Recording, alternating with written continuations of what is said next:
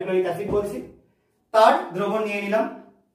এবার এটার মধ্যে আমরা খুব সামান্য পরিমাণ সিলভার নাইট্রেট দ্রবণ যোগ করব। সিলভার নাইট্রেট সেটার ফর্মুলা হচ্ছে AgNO3। এটা যোগ করা হলে দেখতে পাবে তোমরা সাদা বর্ণের পদক্ষেপ পড়ছে। তোমরা দেখেই বুঝতে পারছো, আমার হাতের ইয়েতে দেখতে পাওয়া যাচ্ছে নিশ্চয়ই। সাদা বর্ণের যে পদক্ষেপটা তৈরি হচ্ছে এটা হচ্ছে AgCl বা সিলভার ক্লোরাইড। এই পদক্ষেপ দেখে আমরা বুঝতে পারি যে এর অ্যানায়ন হিসাবে Cl- আছে। এটা কিন্তু তোমরা যদি ব্রাইন বা NaOH দ্রবণ NaCl দ্রবণের মধ্যে দাও তাহলেও কিন্তু এরকম সাদা পদক্ষেপ আসবে, কিন্তু সেটায় তোমরা যদি লিটমাস পেপার চোবাও তাহলে কিন্তু সেটা লাল হয়ে যাবে না। এটা আমি পরে তোমাদেরকে দেখিয়ে দিচ্ছি। যাই হোক, তো এটা থেকে আমরা মোটামুটি বুঝতে পারছি যে এখানে আমরা AgCl এর পদক্ষেপ তৈরি করছি। এর মধ্যে যদি আমরা অ্যামোনিয়াম হাইড্রোক্সাইড যোগ করি, যেটা আমি পরবর্তী পরীক্ষায় তোমাদের করে দেখাবো, তাহলে দেখতে পাবে আস্তে আস্তে এই যে